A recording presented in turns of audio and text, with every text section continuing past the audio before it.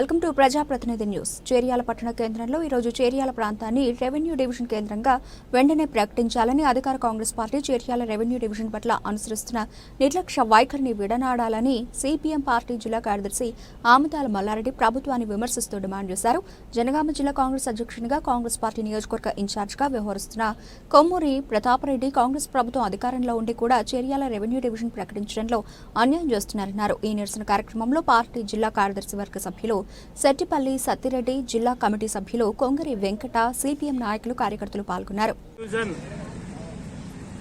సాధన కోసం Cheriyal revenue division వెంటనే ప్రకటించాలని కోరుతూ సిపిఎం పార్టీ ఆధ్వర్యంలో ఈరోజు అంబేద్కర్ సెంటర్లో నిరసన కార్యక్రమం చేపడుతున్నాం. ఈ నిరసన కార్యక్రమాన్ని చూసైనా కాంగ్రెస్ ప్రభుత్వం చేర్యాల రెవెన్యూ డివిజన్ ఏర్పాటు చేయాలని చెప్పేసి ఈ సందర్భంగా విజ్ఞప్తి చేస్తున్నాం. చేర్యాల ప్రాంతంలో ఉన్నటువంటి 4 మండలాలు, ఒక టౌను, 2 లక్షల జనాభా కలిగినటువంటి ప్రాంతం. ఇది గత 8 సంవత్సరాలుగా ఇక్కడ ఉన్నటువంటి ప్రజలు అంచెలంచెలుగా అనేక రకాల పోరాటాలు ఇవాళ రెవెన్యూ డివిజన్ కోసం పోరాడుతున్నటువంటి పరిస్థితి ఉంది. గతంలో ఉన్నటువంటి ప్రభుత్వం ఇస్తామని చెప్పారు.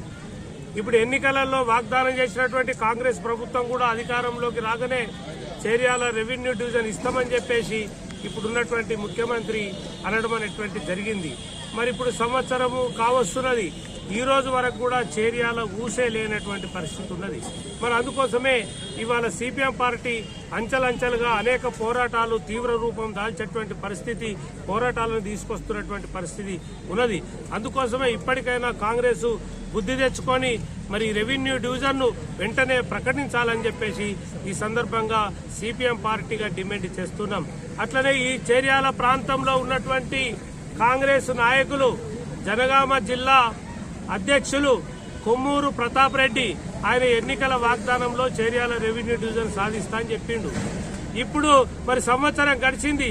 ఇప్పుడు కొమ్మూరు ప్రతాపరెడ్డి పరిస్థితి ఏడికొచ్చిందంటే ఆయన చేర్యాల ప్రాంత రాజకీయాలలో శిఖండిలాగా వ్యవహరిస్తున్నాడు. ఆయన శిఖండి పాత్ర, ఆయన దుర్మార్గంగా వ్యవహరిస్తున్నాడు. చేర్యాల ప్రాంతాన్ని పట్టించుకోవడం లేదు. చేర్యాల రెవెన్యూ డివిజన్ కోసం పోరాడుతున్నటువంటి ప్రజలందరినీ కూడా ఐక్యంగా ఉండకుండా కాంగ్రెస్ పార్టీ నుంచి ఒక జేఏసీ పెట్టినటువంటి పరిస్థితి ఉన్నది. మరి కాంగ్రెస్ పార్టీ జేఏసీ ఏర్పాటు చేస్తే ప్రపంచంలో ఎక్కడ కూడా లేదు. ప్రతిపక్షాలు సమస్యల పరిష్కారం కోసం పోరాటం చేస్తారు. ప్రతిపక్షాలు జేఏసీగా ఏర్పాటు చేసుకొని పోరాటం చేస్తారు. కానీ ఇక్కడ చేర్యాలలో విభిన్నంగా, చాలా విచిత్రంగా చేర్యాల ప్రాంతంలో కాంగ్రెస్ పార్టీ వాళ్ళు జేఏసీ ఏర్పాటు చేస్తారట. అంటే కాంగ్రెస్ పార్టీ జేఏసీ ఏర్పాటు చేస్తే ఇవాళ మరి ఎవరి మీద పోట్లాడతారు? వాళ్ళు ఎవరి గురించి పోరాడతారు? మరి వాళ్ళ ప్రభుత్వం ఉన్నది, వాళ్ళు పోయి ఇవాళ తీసుకురావచ్చు కదా, రెవెన్యూ డివిజన్ తీసుకురావచ్చు కదా. అట్లా కాకుండా ఇవాళ లేనిపోని పెట్టుకొని ఇవాళ జేఏసీ ఏర్పాటు చేసి ఈ ప్రాంత ప్రజలను తప్పుదారి పట్టించేటువంటి ప్రయత్నం చేస్తున్నారు. అందుకనే కాంగ్రెస్ నాయకులు బుద్ధి తెచ్చుకోవాలని చెప్పేసి ఈ సందర్భంగా విజ్ఞప్తి చేస్తున్నాం. ప్రతాప్ రెడ్డికి కనీసం రాజకీయ పరిజ్ఞానం ఉన్నా, ఏమాత్రం బుద్ధి ఉన్నా, ఈ చేర్యాల ప్రాంతంలో పుట్టినటువంటి మనిషివే అయితే ఇవాళ చేర్యాల రెవెన్యూ డివిజన్ సాధన కోసం నువ్వు ముఖ్యమంత్రిని అడగాలని విజ్ఞప్తి చేస్తున్నావు. ముఖ్యమంత్రిని 4 సార్లు కలిసినట్టుగా మనం సోషల్ మీడియాలో చూస్తున్నాం. మరి 4 సార్లు పోయి ఏ ఒక్క రోజైనా ముఖ్యమంత్రిని చేర్యాల రెవెన్యూ డివిజన్ కోసం ప్రస్తావన చేసినవా? ఎందుకు చేయలేదని మనం అడుగుతున్నాం. ఎందుకు, కారణం ఏందని అడుగుతున్నాం. మేము చెప్తున్నాం, కొమ్మూరు ప్రతాప్ రెడ్డి చేర్యాల ప్రాంతాన్ని నాశనం చేయడానికే ఉన్నాం. అట్లాంటి పరిస్థితి వచ్చే నువ్వు ఇవాళ చేర్యాల అంబేద్కర్ కాడికి వచ్చి 4 రాయాల్సినటువంటి పరిస్థితి వస్తుంది.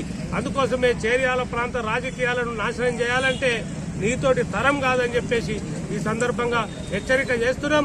అందుకోసమే రేవంత్ రెడ్డి ఏదైతే మాట ఇచ్చినవో, జనగామలో మాట ఇచ్చినవో, చేర్యాల మాట ఇచ్చినవో, చేర్యాల రెవెన్యూ డివిజన్ నేను ముఖ్యమంత్రి కాగానే ప్రకటిస్తానని చెప్పినవో అది తప్పకుండా చేర్యాల ప్రజల ప్రాంత కోరిక మేరకు ఇవాళ ప్రకటించాల్సినటువంటి అవసరం ఉందని చెప్పేసి కాంగ్రెస్ ప్రభుత్వానికి మేము విజ్ఞప్తి చేస్తున్నాం. ఈ ప్రాంత ఇన్ఛార్జిగా ఉన్నటువంటి మంత్రి చొరవ తీసుకోవాలి.